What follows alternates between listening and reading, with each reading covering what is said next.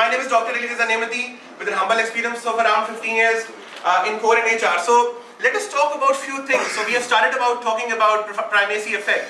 So let us now talk about psychological contract, and this remains to be one of my favorite topics, psychological contract, and I normally talk wherever I need to create disruption. So what is a psychological contract? Psychological contract are the contracts which you have in your mind when you work in an organization.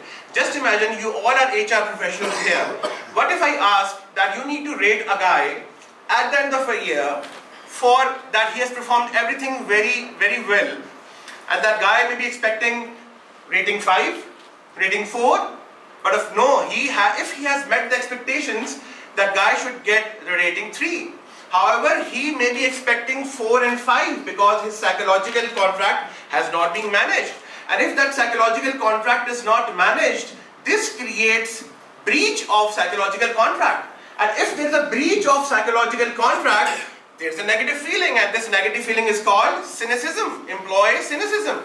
And that cynicism creates toxic environment in an organization, and it acts like a grapevine.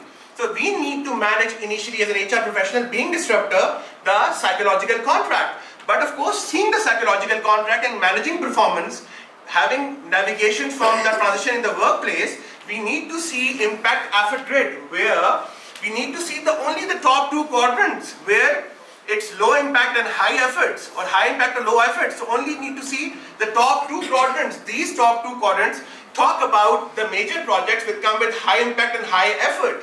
So this is the transition we need. We need to tell the CEOs, the board of the directors, sir, this is important for your organization, and you need to see critical success factors for performance management. And for example, if I say to you that we all need to have right mental attitude to manage that. So to manage this right mental attitude, what if I say to you that what do you mean by light at the end of a tunnel? Light at the end of a tunnel. So you may call it a hope. And what if I say that it may be a train coming from the other side? So we need to review over things. Light at the end of a tunnel is not always hope. It can be the train, and you can be running out to the train, and then the rest is history. Okay.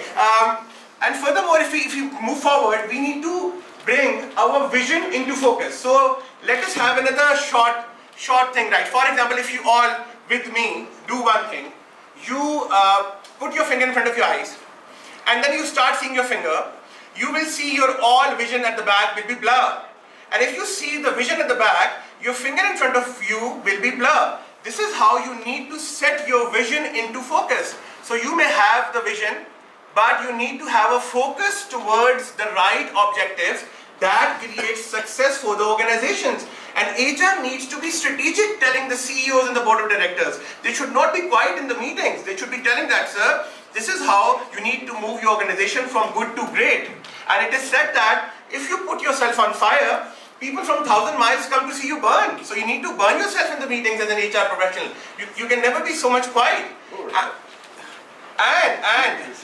And again, if I talk about one thing, right? Many people in strategic business units, whenever they sit in the meetings, they are stuck with hot hand. What is hot hand? Hot hand is when success breeds complacency, complacency breeds failure. So you cannot be complacent just for the fact that you can have few success factors in the mind that were KRIs, key result indicators.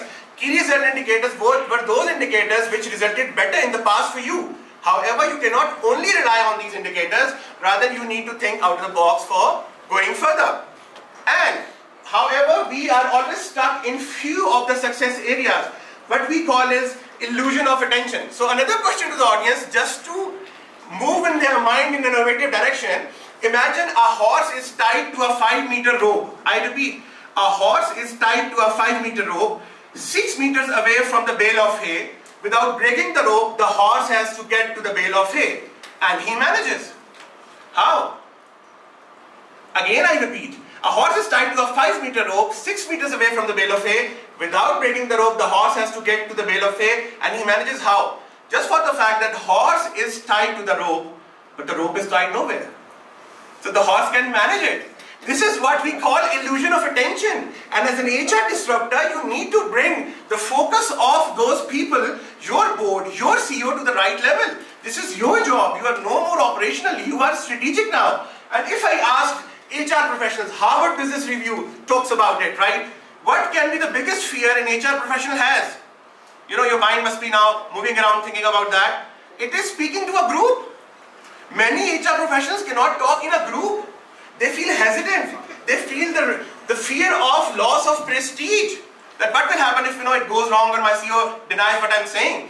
So we need to speak out. We need to have good preparation in the meetings. We need to create disruption, because to see that transformation in the workplace, if we do not do that, we cannot manage performance. And if I talk about performance, it is always KPIs and balance scorecards. No, it is the era of disruption. So we need to move organizations specifically. Now, in the last few minutes, I'm going to talk about that why can't we do that? Just for the fact, because of the primacy effect that initially went into the mind, it became our habit.